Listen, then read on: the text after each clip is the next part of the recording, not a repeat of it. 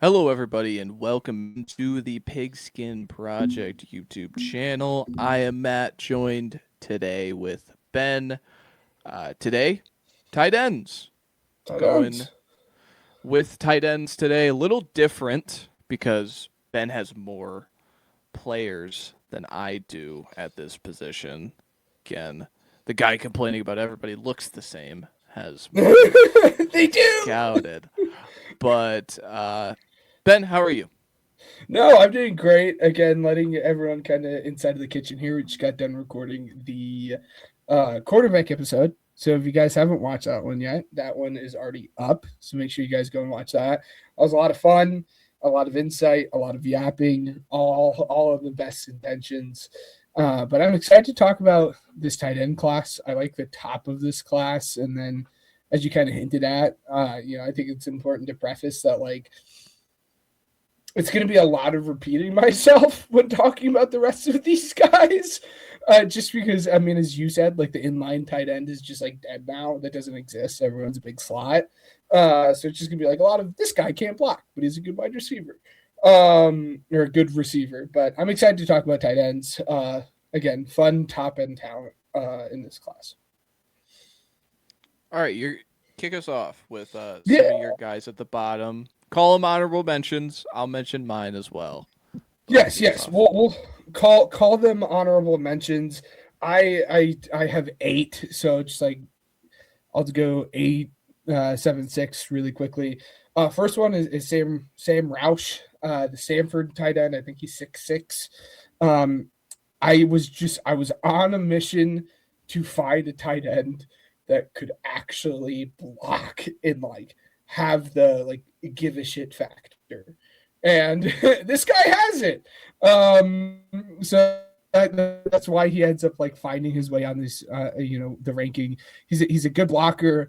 He's good at attacking the ball in the air, and again has like the give a shit factor. Um, he does have drops, and he has some concerns about his athletic upside. But he's a fine safety blanket. Again, can block. Sam Roush again can move through these really quickly.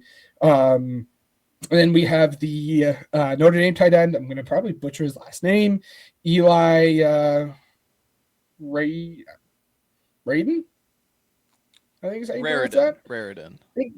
Raritan. Raritan, huge guy, massive Mm-hmm. guy, like 6'7". Um, he also like showed a slight bit of I will try to block. Again, you don't want him in like a like lead blocker position, either pass blocking or run blocking. Like he showed the ability to like crack block, just coming around, just kind of licking someone, which is good. And I thought he ran routes like very, very well. He understood body position. He had sharp cuts. Um, a lot of fun. In terms of downside, the big thing for him is like medical red flags. He tore his ACL twice on the same knee. He's like not good, lacks the top end speed, and then has some consistency issues with hands. He had a couple games where he had like 2 to 3 drops in like a single game, which like makes you go like, ugh. And then the last one is Texas tight end Jake Endries. I thought he was a fun watch. That's for sure. I thought he was a sudden route runner, showed bursts, was like very football savvy, especially while running the routes, and did a really good job of like attacking the ball in the air. He didn't let it come to him. He went to the ball, which I really appreciate. I thought he had poor power as a run blocker. I'll be saying that a lot. He has a small frame, doesn't really have the breakaway speed.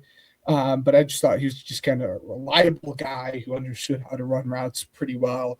And again, was had good burst. There's a difference between burst and obviously, like top end speed. But like I think he's a good like short to intermediate like guy that can kind of really open up the offense there. But those are my three kind of honorable mentions for you guys.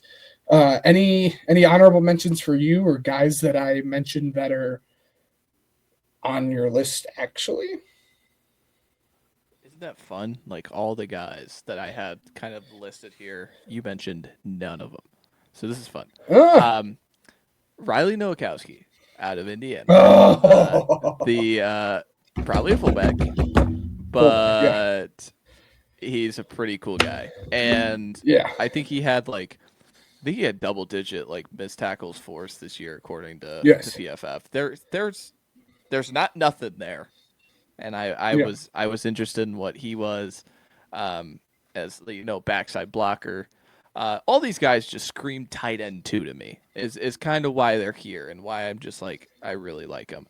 Tanner Kozel out of Houston.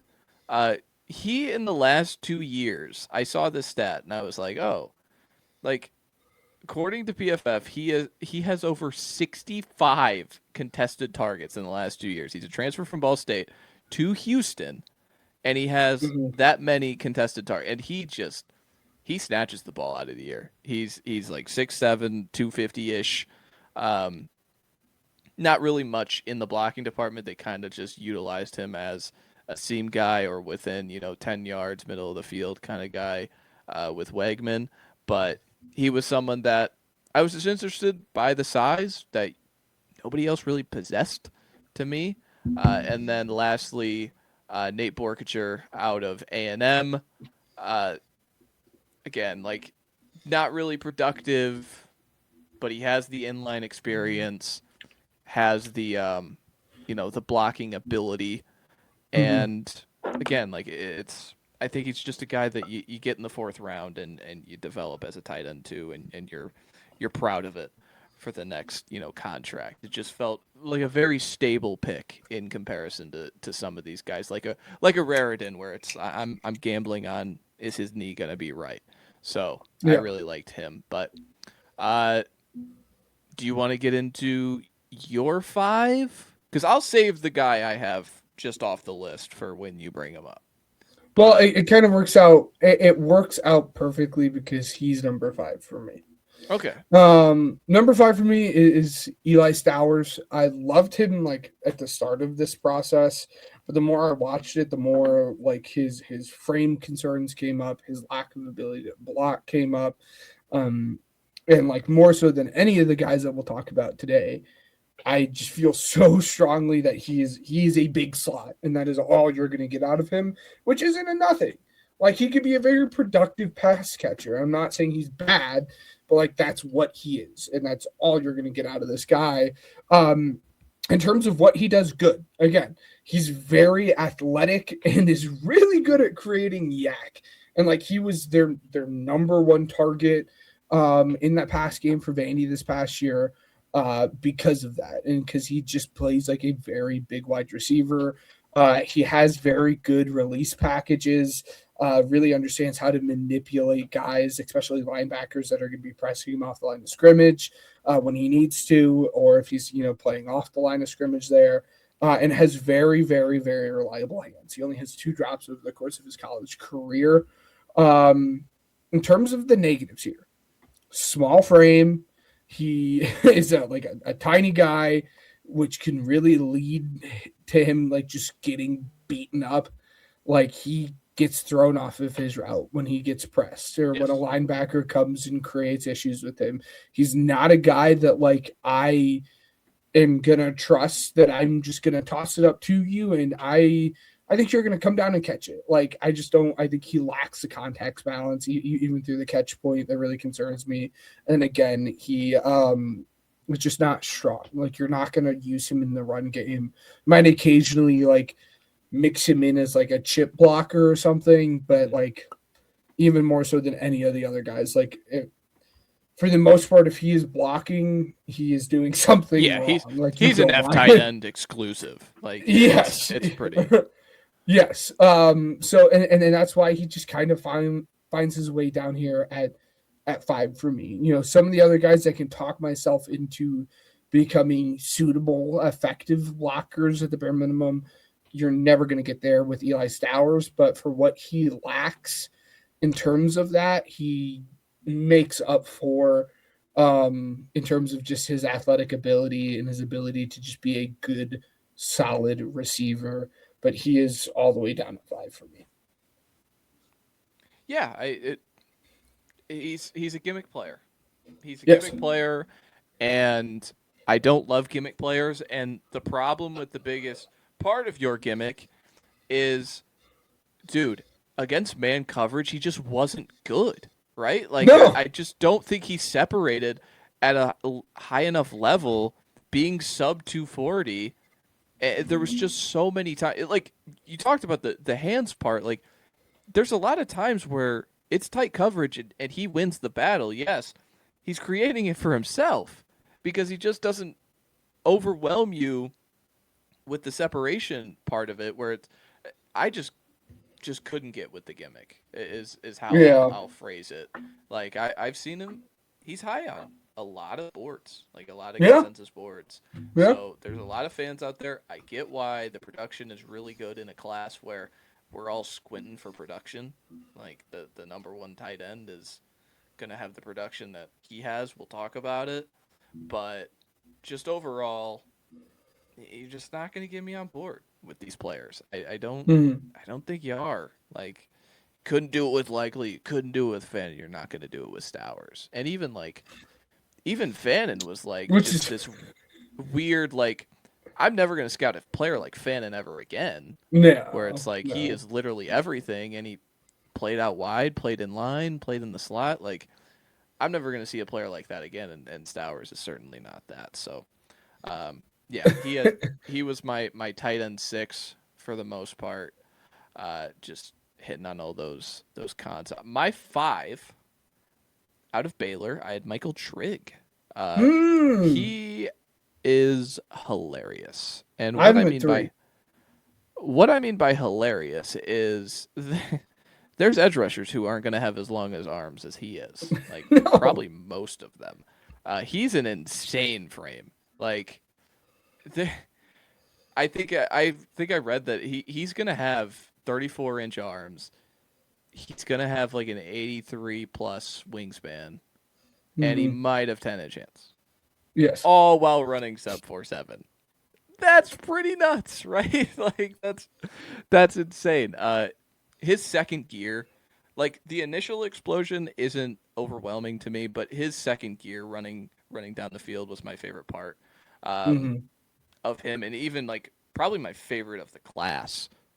Just the way he's able to get up and down, the body control at the catch point was shown all over the tape. I think he was very nuanced in his movements at the top of routes specifically, and then the production in 2025, because the more I Fannin and McBride and even Bowers to an extent, I think there is something to this having college production at tight end. These tight ends who are good at the college level are going to be good at the NFL level, and until someone burns me. But Yeah. his production in 2025 was amazing.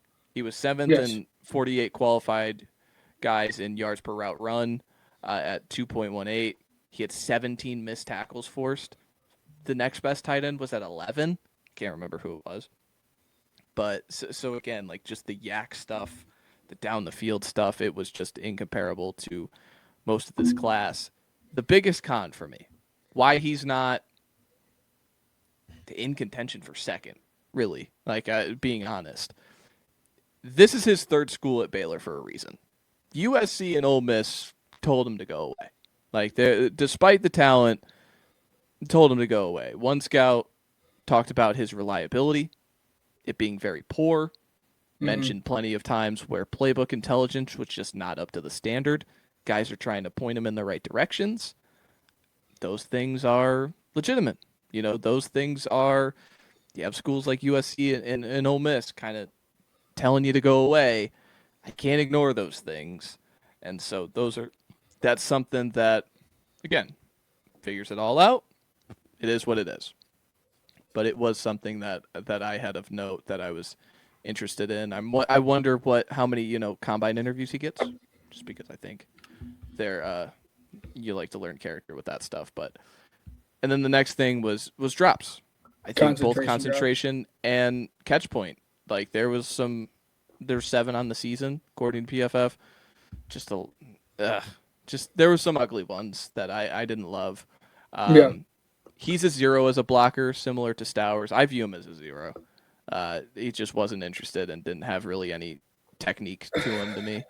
And then he doesn't.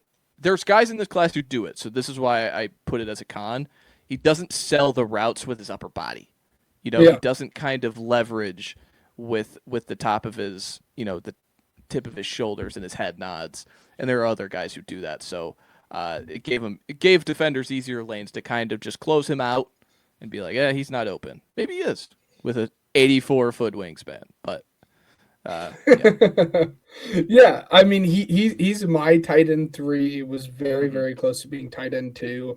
It's more so tight end 2A versus 2B at this point. Mm-hmm. Um, Strictly just because of the matchup nightmare he's going to cause just in the league with his frame and his ability to move, right? Like he's going to move quicker than most of your linebackers, and he Yep. is going to be bigger than pretty much any safety not named Kyle Hamilton.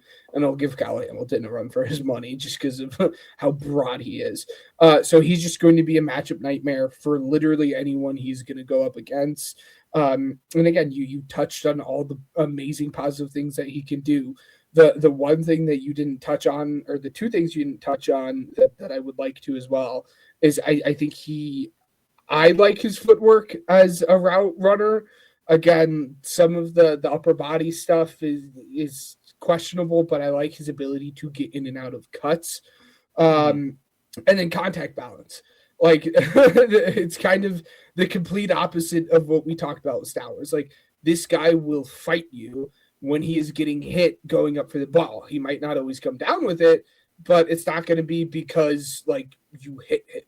And then his ability to like also come down with the ball and then create yak with his contact balance was really really impressive.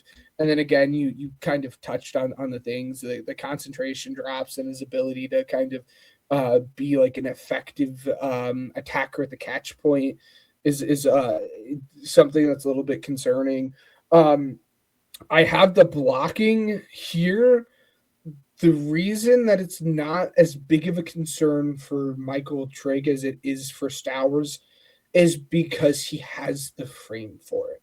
So it's just a matter of like getting into this guy's head that like if you want to be a 3-down player, you're gonna have to block and you're gonna have to learn the technique. And it's not like a lack of you can't, it's a lack of your interest and desire to do such. Because as you talked about, you have the arm length, you have the size, you have the frame, you have the hands. Mm-hmm. Now figure out how to actually use them. And if you Yep. can, I think you could develop into a really good blocker. But he's just not. He just, as you said, he just seems very uninterested in Yeah, doing it. that's my biggest thing. I don't think you're gonna just like tell a guy to. Yeah, Yeah, you know. yeah. So, but I just in terms of what he can do in creating mismatches all across the field, it is really really really intriguing. He was such a treat to watch. He was probably the most fun I had watching um any of the players in this entire class. But yeah, he's to be, I guess, for me. Um, my tight end 5, you guys already know that. So my tight end 4, uh, it's Joe Lee, as the name kind of entails here. I kind of just stumbled upon this guy while watching NC State football, just kind of for the heck of it, and have kind of not gotten off of Justin Jolie. I just love his ability. Before I get into him, I actually kind of want to know: did he make your list at all? He's third. Yeah. He's third. Oh no, you can't be higher than me on my own guy. No, oh, no. Well, yeah, I guess you are right. No, I loved watching him. Like the best way I can describe, he's a power forward. He loves to play above the rim. Um, he really understands body positioning when running routes and boxing guys out like while running routes, which I loved. He's a willing blocker. Emphasis on willing. I don't think he's Mm-hmm. necessarily like a great blocker, but he'll try, right? And that's saying something compared to Trig. I think he has a great catch radius. And he like gets after it as a downhill runner. And again, as a contested catch guy, like he likes going over the top of Yep. people and again, kind of blocking it out. I think he lacks the top end speed and explosion to be great. He lunges like a lot, especially kind of when running routes, which kind of gets rid of a little bit of the suddenness that he would have. And then in terms of the blocking, he just plays with a really high pad level. And he stands straight up far too often. But again, I just likened to him to just being a power forward. He's just going to want to box you out. He's going to want to use his body position. He's going to want to go over the top of you, and he is darn good at it. Again, I love him. I don't think there's nearly enough people in the scouting community that is talking about how good of a player I think he could be and probably will be. But you have him at 3, so if you want to go into it. Yeah, I mean, since he got to the Power Four level, going from UConn to State, I think he has some of the best hands in this class. Like he for the Yes. receiving tight end archetype, I think his hands are as sure-handed as you can get. Um, he gained weight going into this year to be able to play more in line, and he still has really good route running chops. Like I think the lower half, the hips and the feet are always moving together. Those are the things that Mm-hmm. I just appreciate with these bigger guys. Just being able to do those things. And then you mentioned it, like this is how I worded it. He gets off his feet to find the ball consistently, has the basketball player kind of quality to just go up and high point things like that.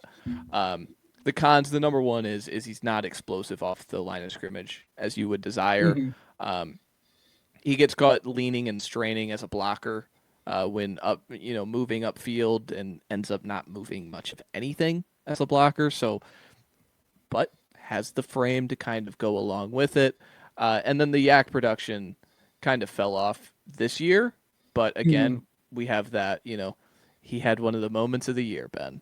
The Greg Jennings hamstring pull against Yes. Pitt. And from that point on, I don't think he registered another missed tackle forced the rest of the Yeah. year. So, uh, you know, you can kind of attribute it to that.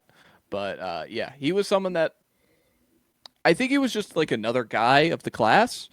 Then you dig into the class and it's like, oh, wait, he's not just one of the guys. Like everybody else is just one of the guys, if that makes sense.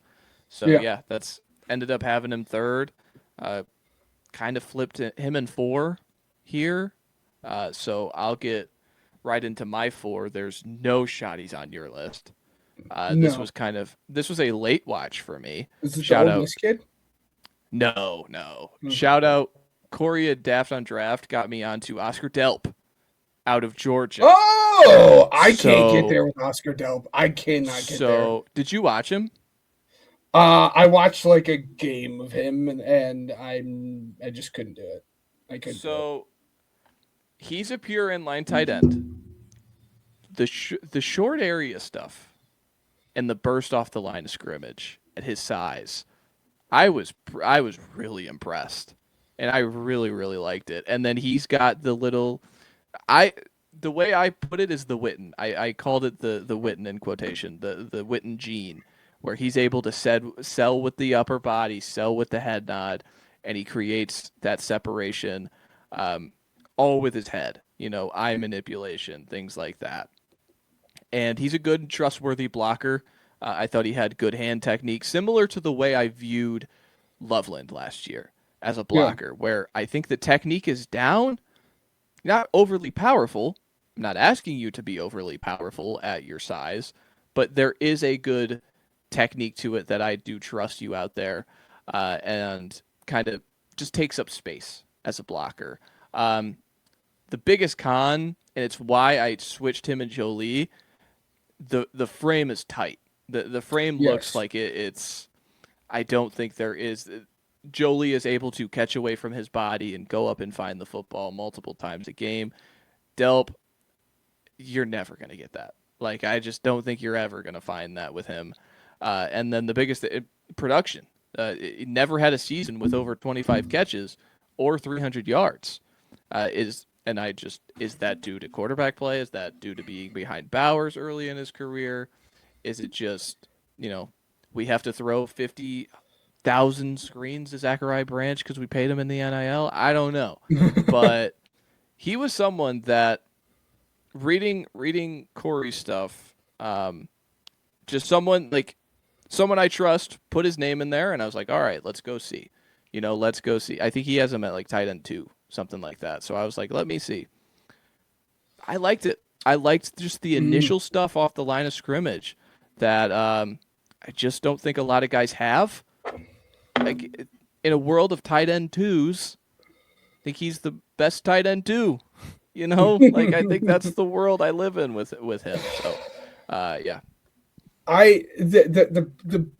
You touched on one of the two big things for him, for me, when it comes to Oscar Delp, is I just don't, again, it's their production, and what was the reason for it, Lord knows, which makes me fear, like, will he ever be a productive piece of your offense? I don't know. The other thing for him is, for the way he wants to play, I don't know if he's big enough for it, and I don't know if he's strong enough for it. Strength is obviously something that you can, add, you can get in the weight room and everything, but like, for the way he wants to play, it concerns me for his size, his lack of strength, and that's the main reason I can't get there with Oscar Delp. But the short game stuff, I understand. I understand it. I just can't. I can't get there, but I could understand why people could. So, we just got the last 2, right? Yeah. So really quickly, who do your 5-3, 5-4-3? My 5 is Michael Trigg out of Baylor, 4 Oscar Delp out of Georgia, 3 Justin Jolie out of NC State. Okay. Yeah, I am Stowers, Jolie, and Trigg. Now we just have the last 2, as we kind of mentioned, or as me and you mentioned to each other off the podcast. I would be shocked if we didn't have the top 2 the same, and it kind of played out that way. You were definitely on number 2 far before I was, so I will let you kind of take the floor here. Yeah, Max Clare out of Ohio State, the Purdue transfer. The biggest pro for him, just a plus athlete at the position. Don't believe me? Go watch him at Purdue. I think he was neutered in the Ohio State offense, kind of purposefully, because Carnell Tate's a top 10 player in this class. Jeremiah Smith is a top 5 player in any class. So, yeah, you're kind of not going to get the ball, and that's kind of the big production of it all. I think that's what's going to hold a lot of people back when talking about him. His pros, he adjusts to the ball. When he's running at full speed, I think he just finds the ball well, if that makes sense. He tracked it. Yeah. Yes. Makes sense to me in my head typing it out, but now, like, reading it, it doesn't. I don't think it would read well. But that is the big thing for me. His yak was much better at Purdue than Ohio State. He bulked up for Ohio State. That was another thing. So, again, is he going to play at the 245 he did at Ohio State? Is he going to play closer to 230 that he did at Purdue? Who knows? But just a very reliable player in the pros department with, I think, the ability to just get upfield. Similar to Goddard, I think that's a pretty easy comp to put to him. And then the cons, the route tree was much more simplified at Ohio State. Again, I mentioned it. Could it be due to the receiver talent? Yards per route run went from 2.22 in 24 to 1.48. That's a big drop off. So that's Huge. a big drop off. And then as a blocker, had to mention it. I don't want to mention blocking for most guys, but he's a minus blocker. Not powerful in the hands. Doesn't really move. It doesn't move off the line of scrimmage. Yeah, I'm with you. And then he doesn't catch away from his frame too often that I didn't love that. So that was something that I you got to figure out at tight end for me. Didn't flash it enough, but yeah, I had Claire at 2, and I assume you have the same. No, Max Claire's my number one tight end. No, yeah, I have Claire at number two as well. Again, for all the reasons that you said, I don't know if there's much more that I can um, add to the conversation in which you didn't. Again, the main stuff, the main number one weakness for him, again, I feel like a broken record. I prefaced it at the top of the show. It's just blocking. And it's not just one thing. It is like everything blocking he needs help with. He has high pad level. He doesn't have strong hands. He has bad hand placement. Um, he like just flat out needs to become stronger in the blocking realm of everything. And like that is just like it's not one thing, it's not two things. It is literally everything that he needs to improve on in being a blocking. On the flip side of that, pretty much anything that you would want from a good receiving tight end, as you mentioned, he does well. In terms of the catching it away from the body thing, I think he does a good job at like high pointing the football, especially as a red zone threat. I think he does a really good job of understanding leverage, especially when running routes. Again, I think he's a sharp route runner. And then like as a tight end should, more so than like most of these guys, he did a very, very good job of settling into the weak spots in the zone and just being the Yeah. quarterback's best friend. And just like, hey, I'm open. I found the weak spot, in the flat, or I found the weak spot between the safety in the corner or linebacker. Like, I'm open. Throw it to me. And I really appreciated that. Again, he's a vertical threat. I liked his ability to kind of get downfield and track stuff very well as well. Uh, Again, he's an excellent receiving tight end. I like the Goddard comp.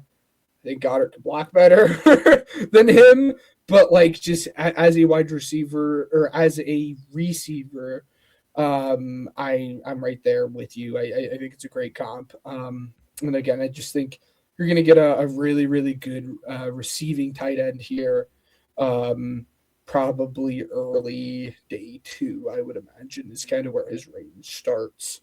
But yeah, we see him very, very eye to eye, I think, which is good. Do you have anything else before we move on to the final tight end here? No, I want to get right into this player. Okay, yeah. Hey, you get right into Kenyon Sadiq. He's awesome, dude. Like I He's so awesome.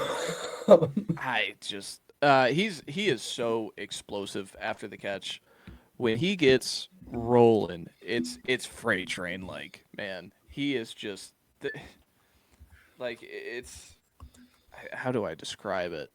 I don't think there's an ounce of body fat on him watching him move. No. And he's every bit of 245.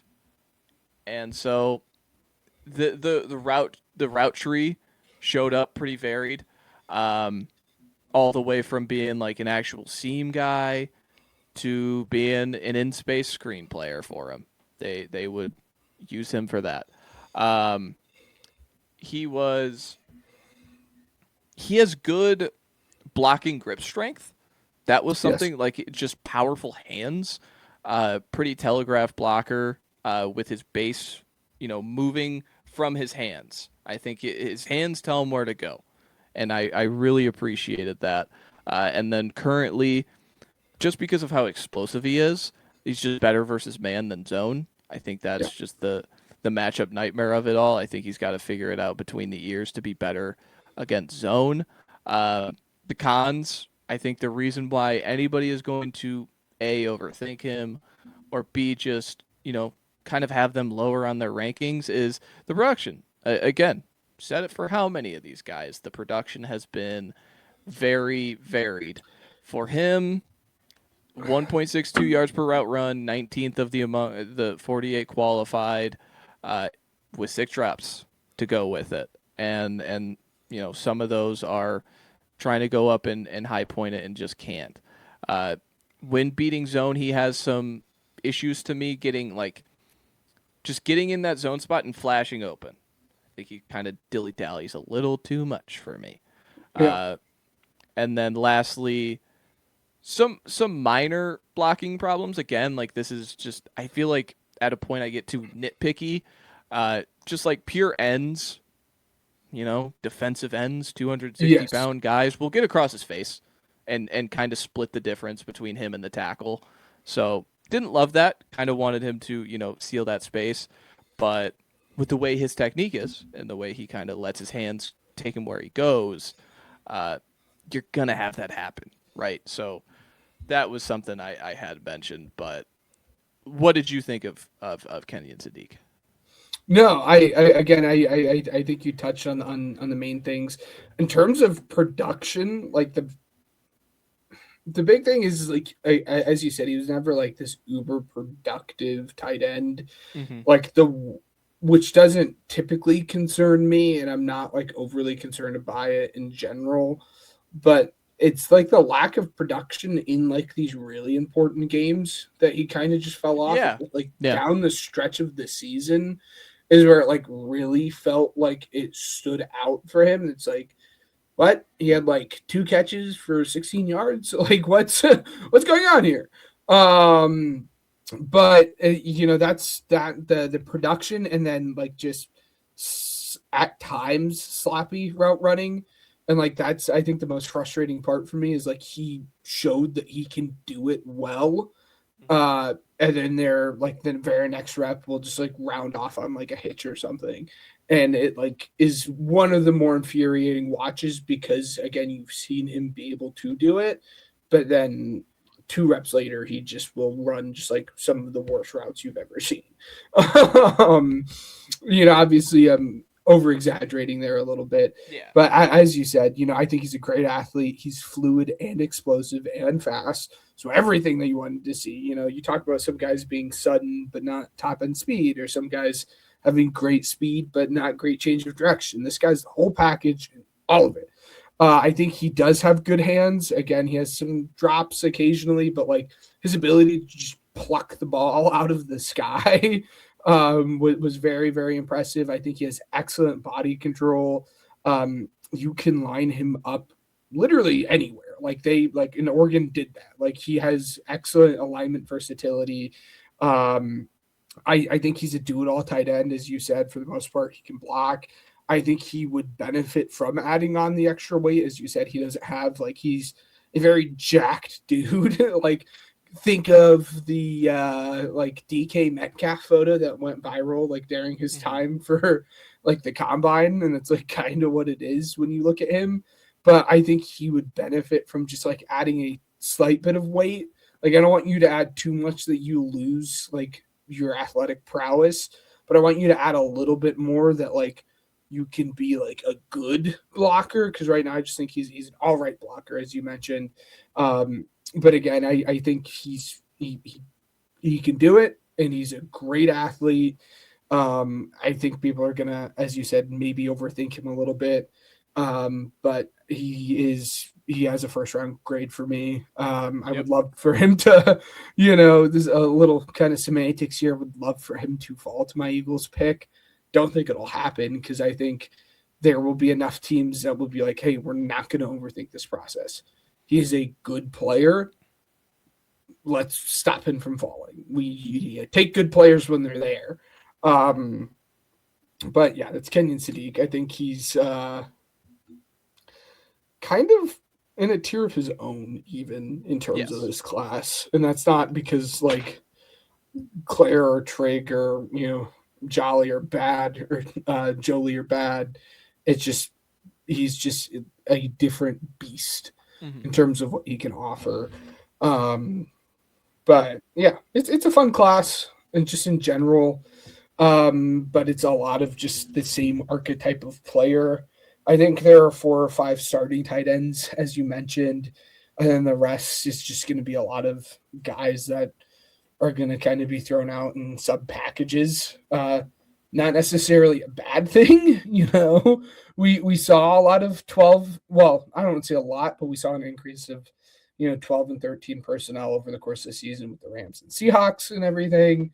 Um, So if you get a highly used second tight end, they can still be a very valuable player. But there's definitely like only 4 or 5 like starting tight ends that I think you can be happy with in this class. Yeah, I mean, there was at some point the NFL shifted from, you know, okay, we have the sixth blocker and let's see how much he can catch, to now it's like it's a, you know, fifth receiver, how much can he block How much can he block? kind of world.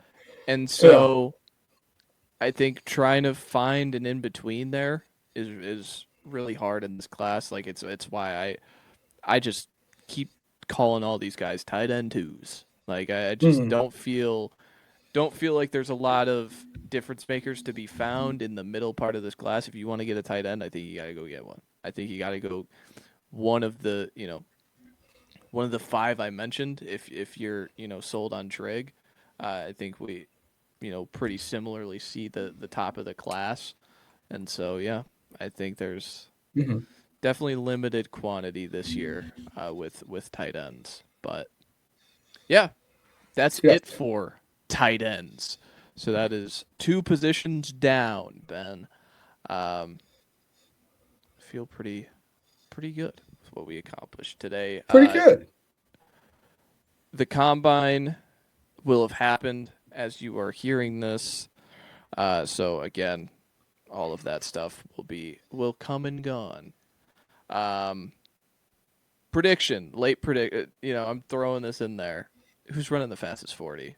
You know, I just want to put you on the Okay. spot Fastest 40 of the because this is the one thing. whole combine? Yeah, just fastest 40. I don't know. Oh, fastest 40 though.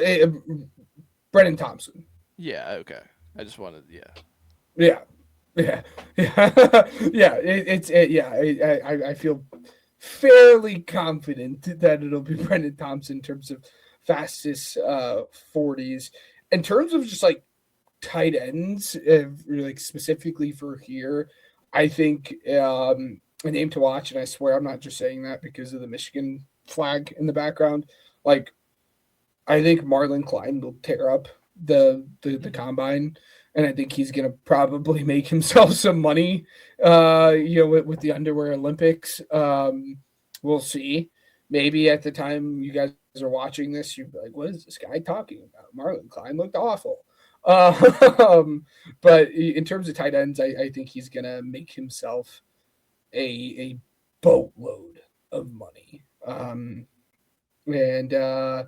That's kind of the downside of us doing some of these rankings this early, is because there are like certain points where you loop back around and you're like, I could talk about this tight end class one more time because Marlon Klein was great, or the kid from Cincy was really really good, or so on and so forth. But um, yeah, the combine will be fun. This is the first combine we're not going to, which is a shame, but you know, you win some, you lose some. I want to see so bad. Like, all these LSU guys are really hyped up to like run fast. Like all these receivers, like Barry and Brown Really? is the big one. Um, Chris, is it Hilton? Chris Hilton, the Yeah. senior. He's another one that I think people have said is gonna run fast. Um, one of my guys. I'm just scrolling through a list. Like Dylan Thieneman. I really want to see him run. He's gonna run so Yes. fast. But I just wanted Yes. to throw this on here, even if it is outdated. As you're watching this, we had to talk about a little bit of the combine, even if it Yes. is as many as this. But make sure to like the video. Make sure to subscribe if you like draft content, because that's all that's going to be flooded on this feed for the next 2 months. We're less than 2 months away from the draft, Ben. So that's pretty exciting, Mm, right? yeah. That's fun, but at the same time for me overwhelming because I feel like I've just have not done enough yet. But that's what March is Yes. for. So that's all for us in this video. See you in the next one.